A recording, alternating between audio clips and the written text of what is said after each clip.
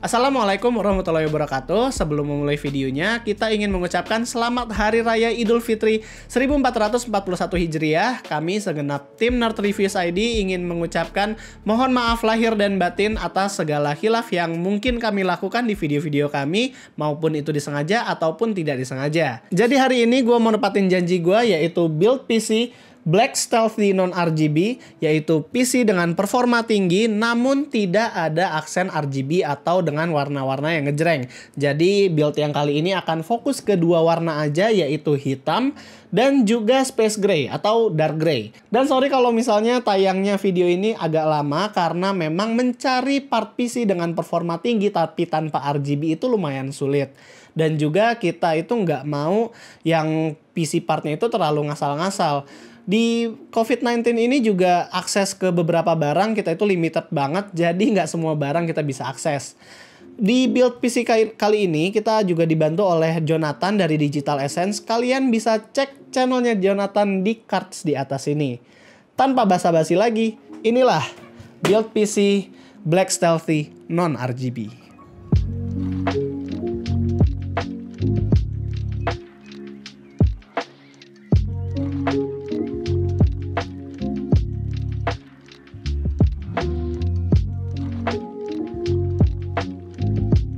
Jadi konsep build kali ini adalah PC yang nggak terlalu banyak lampu-lampuan alias stealthy black aja gitu. Fokusnya juga ada di middle budget tapi punya performa yang gahar. Nah masalahnya adalah emang ada komponen PC performa tinggi tapi nggak ada RGB-RGB-nya. Kan sekarang apa-apa dikit RGB, apa-apa dikit RGB, bahkan yang performanya rendah aja udah dimasukin RGB-RGB-an. Selain tanpa RGB, kita juga memfokuskan build PC kali ini adalah menjadi build PC dengan noise level yang rendah. Dimulai dari prosesor dulu, karena ini adalah middle budget build, jadinya gue pilih Ryzen 5 3600X. Sebuah prosesor middle budget AMD yang punya 6 core, 12 thread, dan boost clock sampai 4,4 GHz.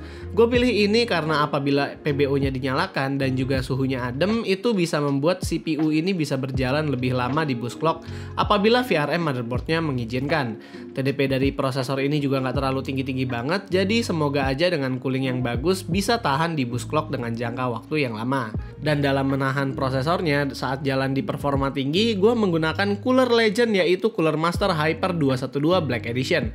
Dimana kita tahu sendiri, cooler ini udah lama banget menjadi the best air cooler untuk middle budget. Dengan warna brush dark gray begini, gue yakin sih ini cooler pasti pas sama tema build kita hari ini. Cuma fan-nya ini kan sebenarnya punya RGB, hanya saja RGB headernya nggak akan kita colokin biar RGB-nya itu nggak nyala. Buat motherboardnya gue masih menggunakan Asus B450MK yang kemarin juga sempet gue pakai buat build PC menggunakan Ryzen 3 3100. Sebenarnya gue punya rencana untuk memakai B450 Plus TUF Gaming yang punya heatsink VRM dan bodinya juga kelihatan tangguh, asalkan RGB-nya dimatikan. Tapi karena keadaan lagi begini, distributornya tutup dan jadinya kita nggak bisa dapet yang TUF Gaming, dan akhirnya kita pakai lagi yang ini. Karena B450M juga hitam dan menurut kita ya cocok-cocok aja sih di build sekarang. Cuma masukin motherboard M-ATX ke dalam casing ATX itu nggak estetik banget. Kabelnya jadi harus narik agak panjang dari bawah. Paling yang penting ya nggak terlalu kelihatan banget motherboardnya asal udah dipasang. Kalau kalian mau opsi lain, sebenarnya ada juga motherboard ASRock B450 Pro 4 yang punya warna hitam juga. Tapi optimalisasi BIOSnya gue lebih prefer Asus karena UI-nya yang friendly. Buat RAM, gue menggunakan T-Force Vulcan Z 16GB dengan heatsink yang gak terlalu flashy. Yang gue suka dengan bodinya ini adalah karena dia low profile. Saat gue memasukkan RAM ini dengan Cooler Master Hyper 212, itu sebenarnya masih muat dan bener-bener deket banget sama body dari RAM-nya. Gue ngerasa kayaknya memang RAM dengan body kecil begini cocok buat orang yang mau pakai air cooler gede-gede ataupun mau build mini ITX yang dimana beda beberapa milimeter aja itu sangat berpengaruh untuk memberikan ruang kepada komponen lain. Dan sebenarnya masih ada opsi 3000 atau 3200 MHz di line up RAM ini, tapi karena kita hanya ada yang 2666, ya udah anggap aja frame rate yang nanti kita bench sebenarnya bisa lebih lagi, asalkan kalian mau kocek kantong lebih dalam buat RAM dengan bandwidth yang lebih tinggi. GPU-nya gue memakai Asus TUF Gaming RTX 2060 yang waktu itu pernah gue review juga. Di sini gue sukanya itu selain GPU ini nggak heboh-heboh banget desainnya, dia juga nggak terlalu makan banyak tempat. Gue sukanya ini adalah GPU low profile yang jarang banget orang bahas. Padahal di dalam form factor sekecil ini, kita udah bisa dapat performa yang sakti. Di Asus GPU Tweak juga sebenarnya performa dari VGA ini bisa diatur-atur lagi alias GPU ini masih overclockable. Casingnya gue memakai Be Quiet Pure Base 500. Gue juga udah pernah review casing ini sebenarnya. Walaupun menjadi casing Be Quiet pertama yang kita review, tapi kita sering lihat review-review video banyak yang bilang casing ini adalah the best punya Be Quiet karena selain harganya yang nggak terlalu mahal, build quality-nya bagus banget dan juga modularity-nya gue akuin itu juga keren. HDDB yang ada di bawah itu bisa dicopot pasang, jadi apabila nggak mau pakai HDD, bisa menjadi ruang buat kabel manajemen. Power supply-nya adalah yang NZXT punya, jadi power supply ini itu unboxing-nya gila mewah banget. Baru kali ini gua nge-unboxing power supply itu rasanya kayak unboxing apaan gitu. Kita juga dikasih tas kecil buat nyimpen kabel dan kain buat nyimpen power supply-nya. Tapi jujur desain kardusnya itu appealing banget buat dibeli. Jadi NZXT C750 ini jelas lah ya, artinya adalah 750 watt. Punya sertifikasi 80 plus gold dan juga ada tombol di belakangnya untuk mengaktifkan zero RPM fan. Jadi fan-nya itu nggak akan muter apabila nggak dibutuhin. Sebenarnya NZXT menggunakan OEM dari Seasonic, sebuah brand power supply yang udah terkenal banget kualitasnya. Tapi jujur, desain rebranding plain ala NZXT ini memberikan kesan mewah tersendiri kepada user. Jadi kalau power supply-nya memang mahal, yaitu yang pertama karena kualitas dari power supply-nya memang bagus, dan kedua ya desain brandingnya juga memang dipikirkan baik-baik.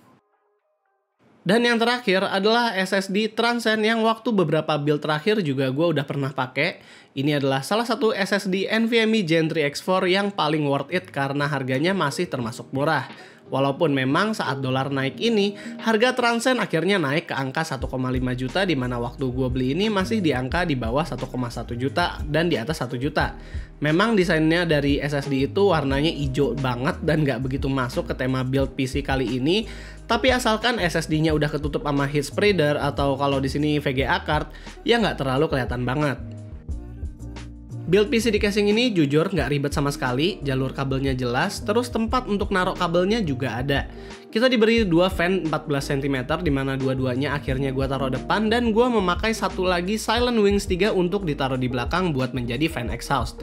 Sayangnya karena fan header dari Mobo ini cuma dua, gue memakai fan splitter 30 ribuan yang bisa membuat 3 fan chassis ini hanya memakan satu fan header aja. Sebelum masuk ke Windows, jangan lupa untuk set dulu RAM-nya ke 2666 menggunakan DOCP setting atau XMP. Kalau kalian bisa ambil RAM yang bandwidth-nya lebih tinggi lagi, itu pasti bisa lebih baik lagi. Pada akhirnya kita puas banget dengan hasil akhirnya yang dimana kita bisa bikin build PC ini rapih banget. Apalagi dimana kita bisa bikin buildnya itu nggak ada RGB apa-apa tapi bisa punya performa tinggi. Cuma sayang memang motherboardnya yang berukuran MATX itu membuat kabel-kabel jadi lebih kelihatan. Saat dinyalakan pun noise levelnya nggak tinggi-tinggi banget. Jauh kalau misal mau dibanding sama PC-PC build yang pernah kita lakukan. Berkat prosesornya sendiri, akhirnya PC ini punya kinerja yang lumayan, skor Cinebench-nya termasuk tinggi buat productivity task yang heavy di CPU. Kalaupun mau dipakai gaming, framerate dari beberapa game yang kita tes juga pada tinggi-tinggi karena memang pakai RTX 2060.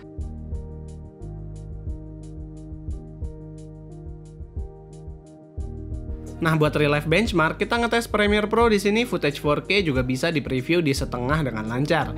Dan render video Full HD yang biasa kita render juga bisa diselesaikan di 47 detik aja. Buat Blender, kita juga ngetes export BMW 27 dengan GPU dan CPU-nya secara terpisah, dan ternyata PC ini bisa menjadi PC untuk kerja kreatif yang cukup mumpuni. Buat kalian yang penasaran, kita juga tes Firestrike dan stress testnya, dan membuktikan kalau PC ini tidak kepanasan.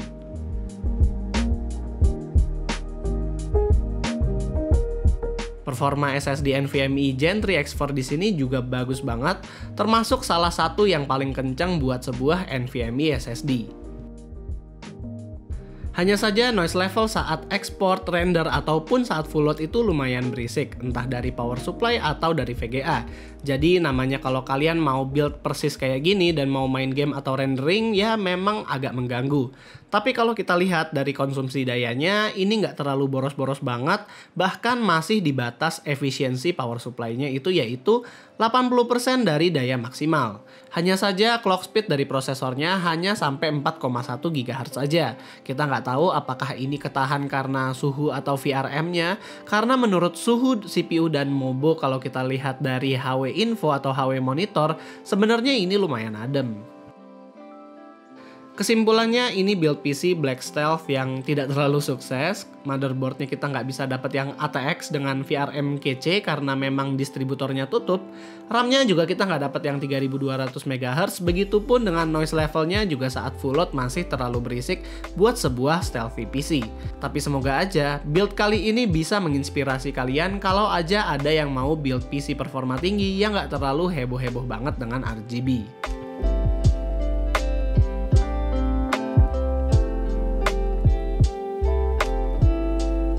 Dan jadi itulah build PC kita yang berfokus pada warna hitam dan tanpa RGB. Walaupun buildnya memang belum sempurna, semoga bisa menginspirasi kalian yang memang mau bikin PC di tema yang serupa. Dan nggak lupa kalau misalnya kalian suka dengan hal perkomputeran, kalian bisa diskusi ke kita secara personal. Di link di bawah itu ada link Discord kita. Dan nggak cuman Nerd Reviews aja yang ada di sana, tapi juga ada Luis dari Cranky Tech ID, terus juga ada Jonathan yang tadi gue bilang itu dari Digital Essence, terus ada 11 Hardware juga, dan masih banyak lainnya termasuk Udetech. Dan kalau misalnya kalian suka dengan video kali ini, kalian bisa jangan lupa kasih like, share, subscribe, dan yang terakhir gue pamit. Wassalamualaikum warahmatullahi wabarakatuh.